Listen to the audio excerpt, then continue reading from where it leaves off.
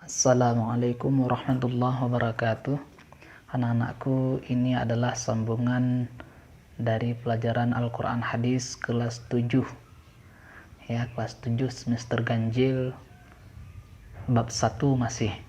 Video yang kemarin membahas tentang Al-Quran. Sekarang kita bahas masalah hadis. Nah, mulai dari definisinya, kemudian bagian-bagiannya, begitu. Ya.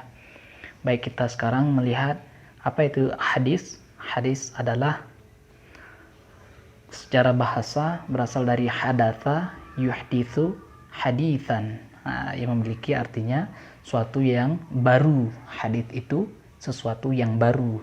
Kalau secara istilah, hadis adalah segala sesuatu yang berasal dari Nabi Muhammad SAW, baik berupa perkataan, perbuatan, persetujuan, sifat-sifat fisik dan non fisik, ataupun sepak terjang Nabi Muhammad SAW, baik sebelum diutus menjadi rasul maupun setelah diangkat menjadi rasul. Apa contoh sebelum menjadi rasul?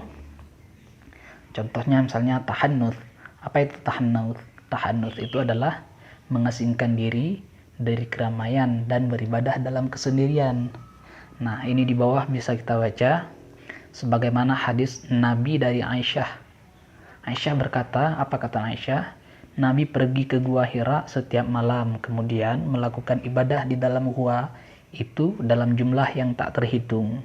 Ini adalah sebuah hadis yang diriwayatkan oleh Imam Bukhari.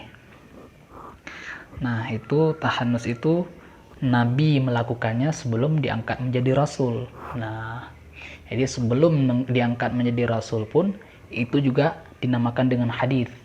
Nah, begitu. Baik, kita lihat selanjutnya. Kalau secara definisi tadi kita lihat ada berupa perkataan, perbuatan, persetujuan. Nah, gitu kan. Ini sekarang kita lihat hadis qauli. Apa itu hadis qauli? Hadis yang dikatakan oleh Nabi. Hadis itu memang perkataan Nabi. Nah, jadi kalau hadis qauli itu adalah redaksi hadis yang berasal dari Rasulullah. Contohnya kalimat yang bergaris di bawah ini.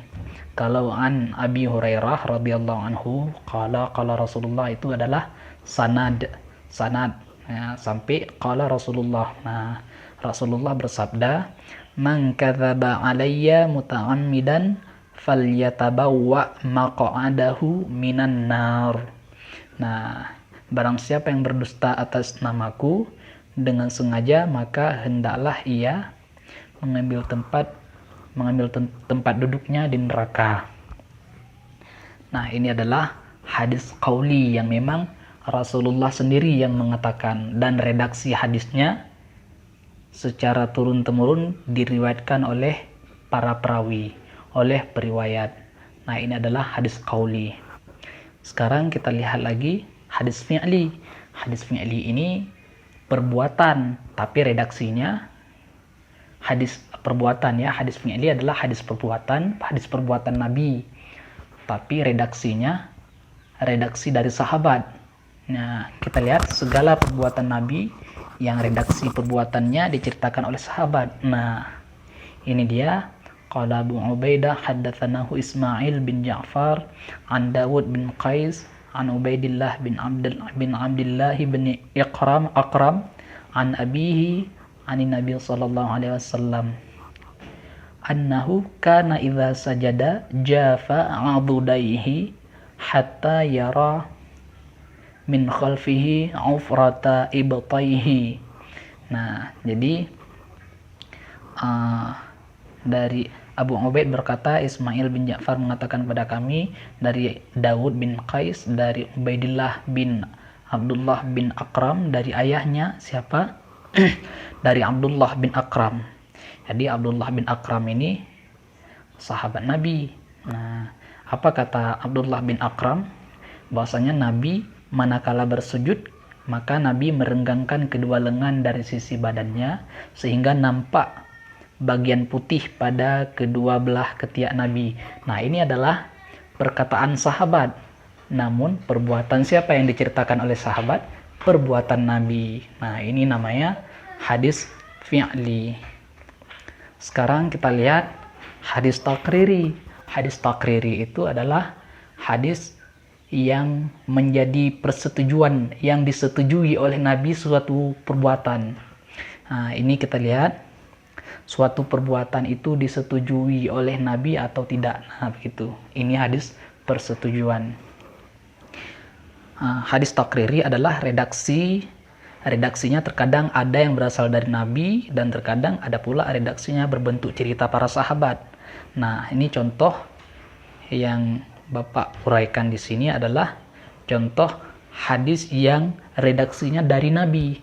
Nah, Nabi sendiri yang mengatakan, nah, kuntu nahaitukum an ziyaratil quburi fazuruha. Nah, jadi dahulu saya pernah melarang ziarah kubur, maka sekarang ziarahlah. Nah, ini kata Nabi. Jadi pernah memang dulu Nabi melarang orang perempuan untuk berziarah ke kubur. Nah, namun setelah Islam kokoh, ya kan? Setelah Islam kokoh pada masa itu, maka baru dibolehkan yang perempuan menziarahi kubur. Nah, baiklah, sekarang kita lihat lagi. Ini banyak macam hadisnya, nak. Nah, ada hadis mutawatir, ini bisa dibaca sendiri. Ada hadis ahad juga. Hadis ahad pun terbagi kepada 3. Ada hadis gharib, ada hadis aziz, ada hadis masyhur. Nah, begitu. Nah, ini yang pertama adalah hadis yang dilihat dari banyak sedikitnya perawi. Kalau banyaknya sedikit, sangat banyak, itu namanya mutawatir. Kalau agak sedikit, misalnya 3 orang, 2 orang, atau 1 orang setiap tingkatan, ataupun 1 tingkatan saja, maka itu dinamakan dengan hadis ahad. Nah, untuk contoh-contohnya, nanti insya Allah ketika kalian SMA, insya Allah akan kalian tahu contoh-contoh semuanya. Ini hanya pengenalan saja. Nah, kemudian yang kedua, hadis yang ditinjau dari segi diterima atau ditolak. Kalau ini dari segi sedikit atau banyaknya perawi. Nah, kalau ini diterima atau ditolak. Karena ada hadis yang diterima, ada juga hadis yang ditolak. Nah, ini hadis sahih. Hadis sahih ini sudah pasti diterima. Kemudian hadis hasan juga diterima. Nah, walaupun derajatnya tidak mencapai hadis sahih, tapi dia di atas hadis dhaif. Dhaif itu apa? Hadis dhaif itu adalah hadis yang lemah, baik dari segi sanadnya ataupun matannya, redaksi hadisnya. Kalau hadis sahih itu sudah pasti hadis yang benar, hadis yang betul, hadis yang sehat, hadis yang tidak ada cacat, itu namanya hadis sahih. Sedangkan hadis hasan ini adalah hadis yang bagus, hadis yang boleh digunakan. Nah, boleh digunakan sebagai hujjah. Kalau hadis sahih itu sudah pasti digunakan untuk hujjah. Kemudian kita lihat hadis dhaif. Kalau hadis dhaif ini ada 3 pendapat hukum pengemalannya. Hadis dhaif tidak memenuhi syarat sahih ataupun syarat-syarat hasan. Nah, untuk syarat-syarat ini juga kalian akan mengetahuinya nanti ketika SMA insyaallah. Nah, kalau hukum-hukumnya dalam pengemalan hadis dhaif ini ada 3. Yang pertama, tidak dapat diamalkan secara mutlak. Yang kedua, dapat diamalkan secara mutlak karena ada ketentuan-ketentuan. Nah, yang ketiga, dapat diamalkan dalam masalah fadilah-fadilah. Ini keutamaan ini, itu keutamaan itu. Nah, itu boleh digunakan. Misalnya mawa'iz atau itu mawa'iz itu adalah nasihat-nasihat. Jadi ada hadis-hadis yang berbentuk nasihat walaupun dia dhaif secara matan atau secara sanad. Nah, itu nggak masalah. Yang penting tidak keluar dari ruh keinginan syariat itu sendiri. Nah, begitu. Dan yang terakhir ada hadis maudhu'. Apa itu hadis maudhu'? Hadis maudhu' adalah hadis yang orang sengaja mengada-ngadakan hadis, padahal itu adalah bukan hadis. Itu mereka katakan ini adalah hadis, padahal Nabi tidak mengatakan demikian, tidak pernah menyetujui itu, ataupun tidak pernah membuat seperti itu. Nah, itu namanya hadis maudhu'.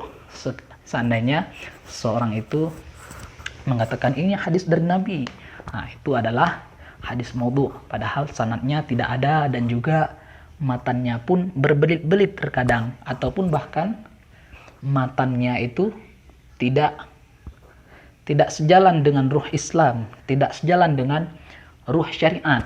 Nah, begitu, tidak sejalan dengan keinginan syariat seperti ini ya, begitu.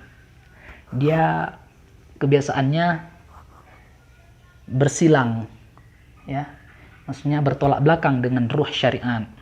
Nah, sebenarnya maudhu' ini bukanlah hadis, namun karena pengarangnya mengatasnamakan Nabi, sehingga pakar agama, sehingga para ulama menamakan dengan hadis maudhu', dan hadis maudhu' ini haram diamalkan. Nah, begitu. Nah, mungkin ini saja video kita hari ini, pembelajaran kita hari ini. Selanjutnya boleh anak-anakku catatlah di dalam buku kalian masing-masing video materi yang ada dalam video ini, dan kemudian fotokan catatanmu itu dan kirimkan ke WA Bapak. Ini nomornya 0852 60 40 2230. Ya, dan jangan lupa video ini di-subscribe sekali seorang. Terima kasih anak-anakku. Assalamualaikum warahmatullahi wabarakatuh.